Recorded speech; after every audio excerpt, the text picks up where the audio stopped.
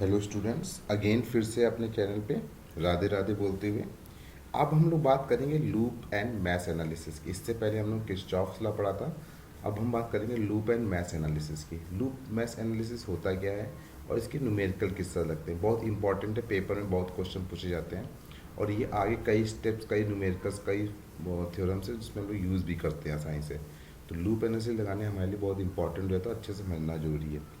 तो हम बात करते हैं लूप एनालिसिस का। तो पहले हम समझ लेते हैं लूप। मैंने अभी आपको पिछले बताया था लूप होता क्या है, तो हम लोग फिर से रिवाइंड कर लेते हैं और लूप में होता क्या क्या है। जैसे मैंने यहाँ पे एक डायग्राम बना रखा है, एक सर्किट ले रखा है, इसको हम कहते हैं ये हमारा ए, बी, सी और ये डी। हमने यहाँ पे एक लूप लिया। यदि हम लूप की बात करें तो हम कह सकते हैं हमारे पास लूप जो है वो होगा ए, बी, सी, डी, ए। ये हमारा लूप है। लूप का मतलब कि जिस पॉइंट से आप स्टार्ट करो क्लोज वहीं पे आके उसी पॉइंट पे आपको मिल जाओ तो लूप कहलाता है। ठीक है। लूप में क्या होता है कि हम लोग करंट को फ्लो कराते हो, करंट हमारी जिस पॉइंट से निकलेगी करंट वापस उसी पॉइंट पे आएगी। फॉर एग्जांपल आप अपने घर से निकलते हो, यदि आप घर से अपने आ रहे हो और अपने घर से आप कॉलेज जा रहे हो। ठीक है।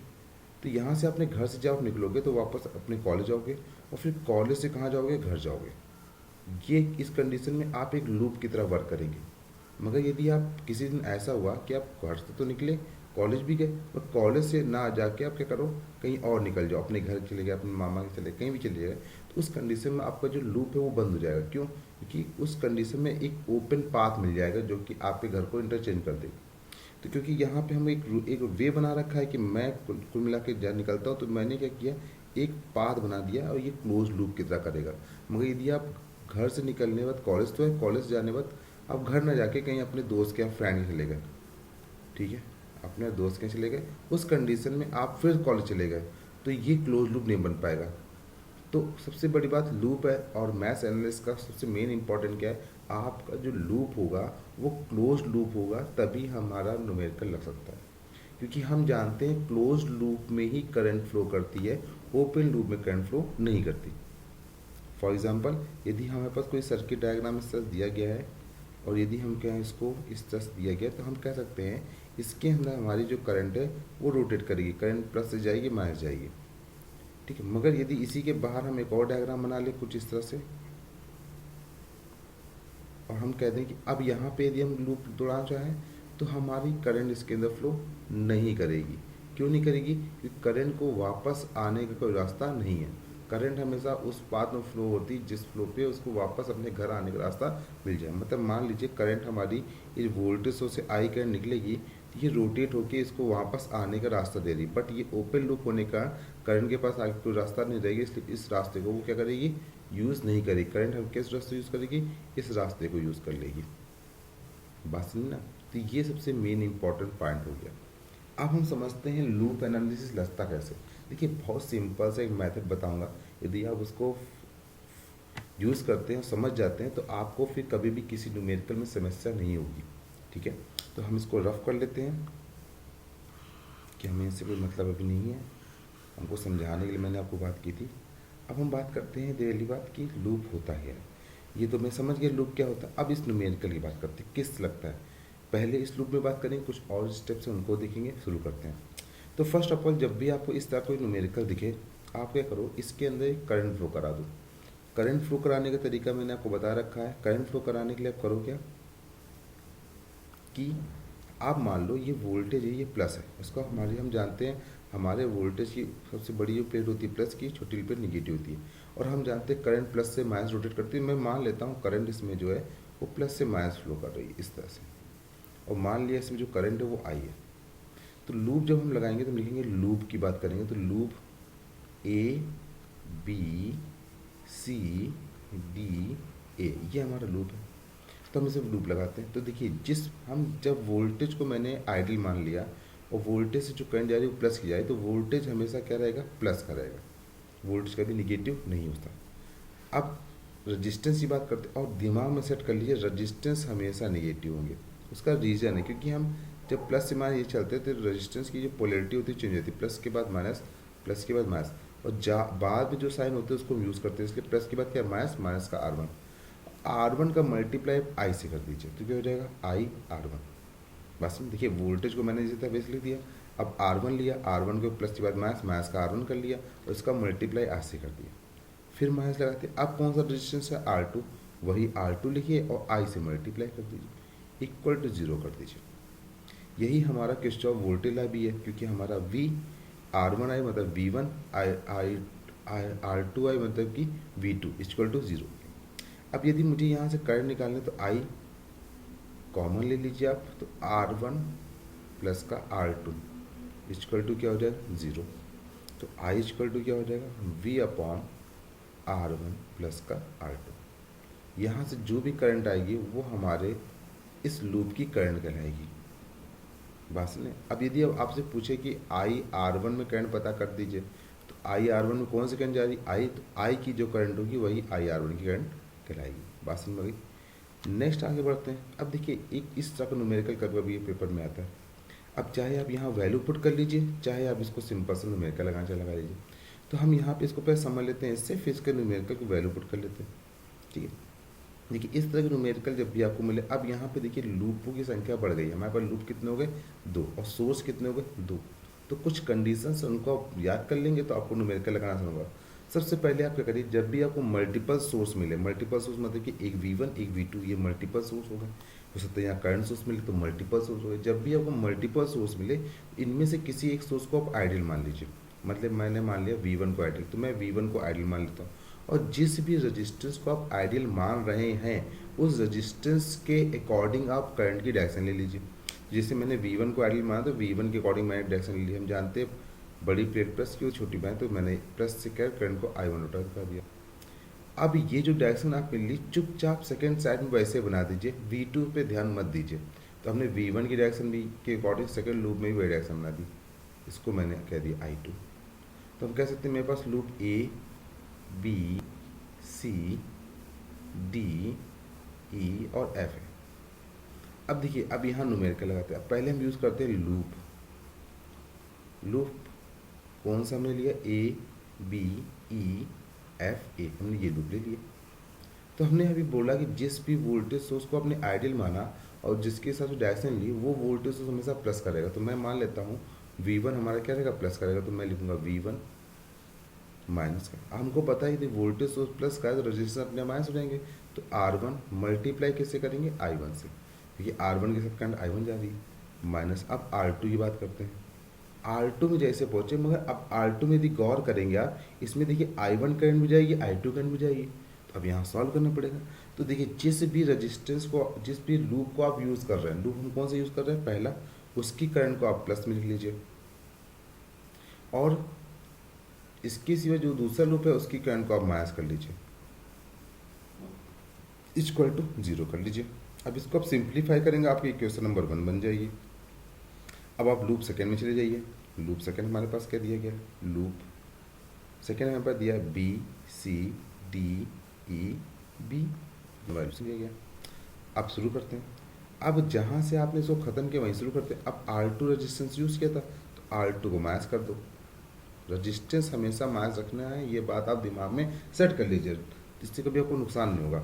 अब देखिए अब हमने ये बोला जब ये रजिस्टेंस R2 कॉमन है तो क्या करेंगे, तो जिस भी लूप को यूज़ करेंगे, मैंने बताया जिस भी लूप को आप यूज़ करते हैं उसकी करंट को प्लस का बाकी को माइनस कर दीजिए। तो अब आप लूप यूज़ को कौन सा कर रहे हैं सेकेंड वाला, उसमें करंट कौन सी I2 उसको प्लस का कर दीजिए और बाकी जो दूसरा लूप कौन I1 उसको माइनस कर दीजिए, ब्रैकेट बंद कर दीजिए माइनस का। अब देखिए आप R3 में जाएंगे तो क्या हो जाएगा R3 का मल्टीप्लाई कैसे करेंगे I2 से, तो I2 कर दिए। अब देखिए आगे बढ़ते हैं। अब देखिए इस जो डायरेक्शन है यदि गौर देखेंगे ये किस वोल्टेज के किस प्लेस से टकराएगी प्लस के, उसके बाद क्या आएगा माइनस का। जिसको बाद में बोलेंगे उसको हम लिख देंगे। तो बाद में हमने किसको बोला प्लस के बाद क्या रहा माइनस, माइनस को मैं बाद में बोल रहा हूँ तो क्या हो जाएगा माइनस का V2 इक्वल टू 0। इसको सिंप्लीफाई करेंगे आपको इक्वेशन नंबर सेकेंड मिल जाएगी। अब इनको सिंप्लीफाई करने के बाद आपको यहाँ से I1 और I2 मिल जाएगा। ठीक है, अब यदि बाई चांस आपसे कोई पूछता कि solve this circuit find the current R2 ohm resistance by using the loop method, मतलब इस सर्किट को सॉल्व करिए, इसमें आपको क्या करना है R2 के अक्रॉस करंट पता करनी है। तो बता दीजिए, तो हम क्या करेंगे जिस भी रजिस्टेंस के अक्रॉस करंट पता करनी है उसको लिख लीजिए IR2। अब इसमें करंट पता करने, इस ब्रांच में करंट कौन सी जा रही है, I1 माइनस का I2 जाएगी। मतलब देखिए आप और देखिए R2 साथ क्या, I1 माइनस का I2। तो मतलब जो भी आपने I1 की वैल्यू निकाली उसको ले लीजिए, I2 की वैल्यू को आप घटा दीजिए, आपका यहीं से आंसर आ जाएगा। बहुत सिंपल सा क्वेश्चन था, सुन में गया। आगे देखिए इसके, और ये मैं जो बता रहा हूँ ये मेन केसेस हैं जिनको आप दिमाग में सेट कर सकते हैं। अब देखिए यहाँ तो हमने न्यूमेरिकल नॉर्मल लगा लिया था वोल्टेज सोर्स। अब हम बात करते हैं करंट सोर्स की। देखिए करंट सोर्स की कंडीशन कुछ अलग होती है। करंट सोर्स में क्या होता है, जब हमको किसी भी लूप में करंट सोर्स मिले तो हम पहले करंट सोर्स की कंडीशन चेक कर लेते हैं कि वो क्या है, कॉमन तो नहीं है या सिंगल तो नहीं है। यहाँ पे हम लोग यही करते हैं। इस केस में हम समझते हैं, तो यहाँ पे पहले हम नामकरण कर लेते हैं, A B C D E F। अब देखिए हम करंट सोर्स जब यूज़ होगा तब देखेंगे, पहले हम सिंपल से, हाँ अब हम यहाँ पे दो सोर्स फिर मिल गए। हमने क्या किया, वोल्टेज सोर्स को आईडी माना, डायरेक्शन बना ली, ये बन गया मेरा I1, और सेम डायरेक्शन मैंने इधर बना दी, ये क्या हो गया I2। जैसे हम लोग करते थे, इससे पहले मैंने आपको स्टेप बताया कि जब भी आपको मल्टीपल सोर्स मिले तो किसी एक सोर्स को आप आइडियल मानिए, उसके अकॉर्डिंग डायरेक्शन बनाइए, और वो डायरेक्शन सारे लूप में सेम टू सेम बना दीजिए। ठीक है, तो अब हम बात करेंगे यहाँ पे लूप फर्स्ट की। लूप हमारा कौन सा, A B E F और A। अब देखिए, तो ये देखिए जब ये हमने A B E F A लिया तो यहाँ कोई करंट सोर्स है नहीं है, तो ये जनरल इक्वेशन जैसे बनता है वैसे ही जनरल बना देते हैं। कैसे बनेगा, V वोल्टेज हमेशा क्या हो गया प्लस के, रजिस्टेंस हमेशा क्या होंगे माइनस के, मल्टीप्लाई किससे करेंगे I1 से, माइनस का। अब R2 क्या कॉमन है, जिस भी रजिस्टेंस को आप जिस भी लूप को यूज़ करेंगे उसको क्या करेंगे प्लस का, बाकी क्या कर देंगे माइनस का, इक्वल टू 0। इक्वेशन फर्स्ट बन गई। ठीक है, अब बात करते हैं लूप सेकेंड की, तो लिखते हैं लूप सेकेंड। लूप कौन सा जगह, B C E D B। अब देखिए ध्यान से, जैसे लूप सेकेंड में पहुँचे तो हमको मिल गया करंट सोर्स। तो ध्यान सुनिएगा, जो बात बोल रहा हूँ उसको गौर से सुनिएगा। जिस भी लूप में कोई करंट सोर्स अकेले हो या सिंगल हो, मतलब वो किसी दूसरे लूप के साथ कोई रिलेशन ना बना रहा हो, तो वो उस लूप की करंट कहलाएगा। मतलब कि यदि हम बात करें BCEDB की, तो इसमें कौन सी करंट हमने मान रखी है, हमने इसमें करंट लिख रखी है I2, और I2 इक्वल हम पुट करेंगे IA। मतलब इस लूप की जो करंट है उसको निकालने की हमें जरूरत नहीं पड़ेगी, मान लें ये करंट क्या I है, बस डायरेक्शन चेक कर लेंगे। अब देखिए इसके अकॉर्डिंग कहाँ आप जा रहे हो, नीचे, कहाँ जा रहे हो नीचे, और ये करंट सोर्स कहाँ जा रहा है ऊपर, मतलब एक दूसरे को क्रॉस कर रहा है। इस कंडीशन में जो आई की वैल्यू किस में होगी, निगेटिव में हो जाएगी। और जैसे आप I2 की वैल्यू पता कर लेंगे, आप इस इक्वेशन पता कर रख के आप I1 वैल्यू फाइंड कर लेंगे। बात समझना, ये लूप मेथड का करंट का फर्स्ट लॉ, फर्स्ट तरीका है। अब लास्ट और मेन सबसे इम्पॉर्टेंट मेथड ये हम समझ लेते हैं। अभी तक तो मैंने बोला कि हमारी जो लूप है, जो करंट सोर्स है वो अकेले था तो हमने इसको अलग बना लिया, मगर यदि वही करंट सोर्स बीच में आ जाए, दो लूपों के बीच में बन जाए, तो इसे कहते हैं कॉमन करंट सोर्स की कंडीशन। क्या कहेंगे, कॉमन करंट सोर्स की कंडीशन। अब ये क्वेश्चन कैसे सॉल्व होगा, तो आप कुछ नहीं करना, कोई टेंशन नहीं, सिंपल सा वही स्टेप बना लीजिए। आप क्या करेंगे, यहाँ पे फिर से आपको मल्टीपल सोर्स मिलेगा, किसी एक सोर्स को आप आइडियल मान लीजिए। बस कोशिश करिएगा कि कॉमन सोर्स को आइडियल मत मानिएगा। यदि आपके पास ऑलरेडी साइड में कोई सोर्स दिया गया है, तो यदि आपकी इमरजेंसी है कि केवल कॉमन करंट सोर्स ही मिल रहा है, आपको इम्पॉर्टेंट हटाना, तो आप उसका यूज़ करिएगा। तो हम सबसे पहले क्या करेंगे, तो नामकरण कर लेंगे A B C D E और ये F। अब देखिए हमने बोला, हमने वोल्टेज को आइडियल माना, तो वोल्टेज से मैं डायरेक्शन बना लिया, ये हो जाएगा I1, और सेम डायरेक्शन मैंने इधर बना लिया, ये हो जाएगा हमारा I2। तो अब देखिए जब भी कोई कॉमन करंट सोर्स की कंडीशन बात करते हैं तो लिखेंगे कॉमन करंट सोर्स। तो जब कॉमन करंट सोर्स की इक्वेशन बात करेंगे तो हम क्या करेंगे, तो common current source equation, common current source कहता क्या है, जो करंट सोर्स के साथ जाएगा, मतलब करंट सोर्स की डायरेक्शन के साथ साथ चलेगा, वो रेजिस्टेंस प्लस का, वो करंट हमारी प्लस की होगी, और जो अपोजिट होगा वो क्या हो जाएगी, माइनस की। इस कंडीशन देखें तो हमारा I2 करंट कहाँ जा रही है, अपवर्ड, और इसकी डायरेक्शन क्या है, ये भी अपवर्ड है। हम कह सकते हैं I2 क्या होगा हमारा, प्लस का होगा, तो हम लिख सकते हैं I2 प्लस का। अब देखिए I1 की डायरेक्शन डाउनवर्ड है, इसकी डायरेक्शन अपवर्ड है, तो I1 क्या हो जाएगा, माइनस का 1, और वैल्यू हो जाएगी हमारे पास I है। इक्वेशन नंबर फर्स्ट हो गई आपकी। अब ये तो कॉमन करंट सोर्स की बन गई। अब पूरे लूप की इक्वेशन बनानी। पूरे लूप का इक्वेशन समझिएगा, मतलब जो करंट सोर्स जिन दो लूपों के बीच में कॉमन था उन दोनों लूप की इक्वेशन बनानी पड़ेगी, ठीक है, जिसे हम कॉमन इक्वेशन कहते हैं। तो कैसे बनेगी देखिए, अब आपको ये करंट सोर्स को भूल जाना है, बाकी जैसे जैसे जो रेजिस्टेंस दिया गया था उसको उसके साइन के अकॉर्डिंग विद करंट के अकॉर्डिंग चुपचाप रख देना। कैसे, अब देखिए मैं शुरू करता हूँ। वी वोल्टेज हमारा प्लस का है, माइनस का R1 मल्टीप्लाई कैसे करेंगे I1 से। सेकेंड R3 मल्टीप्लाई कैसे करेंगे I2 से, माइनस का R4 मल्टीप्लाई कैसे करेंगे I2 से, इक्वल टू 0। अब ये क्वेश्चन नंबर सेकेंड हो गई। जब आप इनको सिंप्लीफाई करेंगे आपको यहाँ से I1 और I2 मिल जाएगा, ठीक है। बात समझ, ये हमारा कॉमन करंट सोर्स की इक्वेशन थी। सबसे इंपॉर्टेंट है क्योंकि न्यूमेरिकल में नॉर्मली आपको ये क्वेश्चन मिल जाएंगे। एक छोटा सा हम एग्जाम्पल ले लेते हैं, उस न्यूमेरिकल को एक न्यूमेरिकल समझ लेते हैं, उसके बाद हम इनको आगे बढ़ते हैं। तो ये देखिए छोटा सा मैं न्यूमेरिकल तो बड़ा सिंपल सा न्यूमेरिकल, एक वोल्टेज सोर्स ले लिया, क्योंकि इक्वेशन हम सॉल्व नहीं कर पाएंगे बिना कैलकुलेटर के, यहाँ पर थोड़ा टाइम लगता है। तो ठीक है, ये मैं इसको एक सिंपल सा बना लेता हूँ। यहाँ पे मैंने करंट सोर्स बना दिया, ठीक है। आपसे कह दीजिए 10 वोल्टेज दिया गया है, 10 वोल्टेज, ये आपको दे दिया 4 4 4 और ये दे दिया 2 एम्पियर। आपसे कह दिया जाए ए बी, लिख देता हूँ मैं इसको, ये लिए आपसे कह दिया गया find current A B resistance, A B resistance. आपको ए बी के क्रॉस करंट पता करनी है। तब क्या करेंगे, सबसे पहले जब आपको न्यूमेरिकल दिखे तो आप क्या करेंगे, करंट की डायरेक्शन लेंगे। तो पहली क्या है डायरेक्शन, तो मैंने क्या किया, करंट की डायरेक्शन ले ली। मान लिया I1 है, इसमें ये करंट जा रही है हमारी, किसमें I2, ठीक है। अब हम क्या करेंगे, लूप वाइज देखेंगे। तो पहला लूप तो हमारे पास ये ए हो गया है, यहाँ लिखेंगे C D E और F लिख लेंगे। तो हम कह सकते हैं पहला लूप हमारे पास क्या बनेगा, वो बनेगा C A B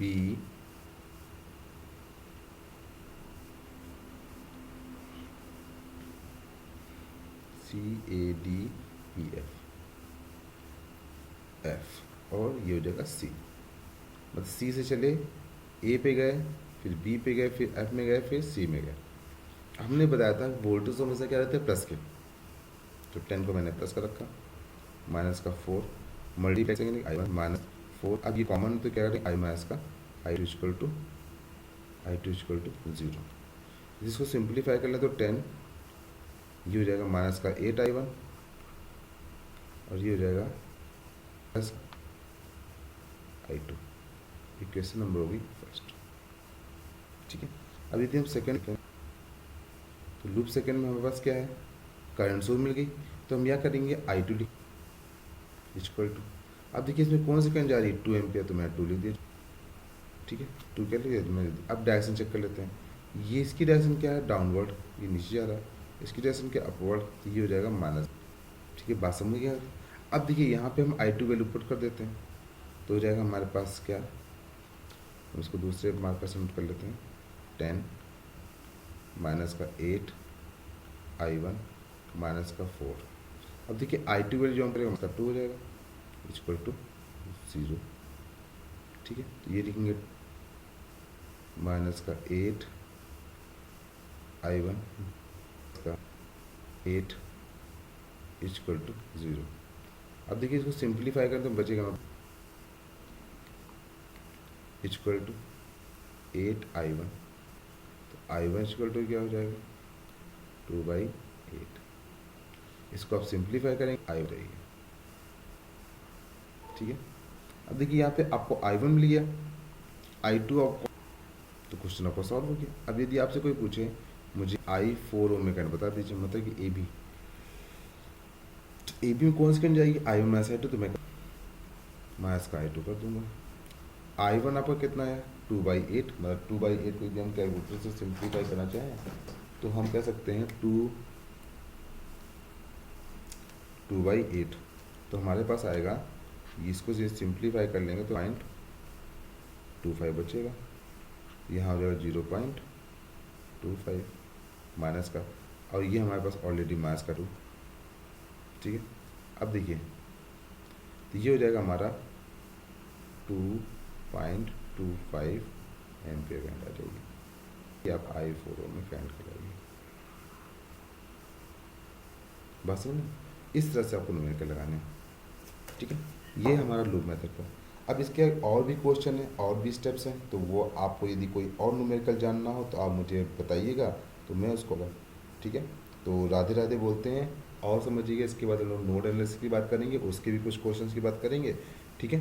तो फिर मिलते हैं नेक्स्ट टॉपिक पे, नेक्स्ट चैनल पे। राधे राधे।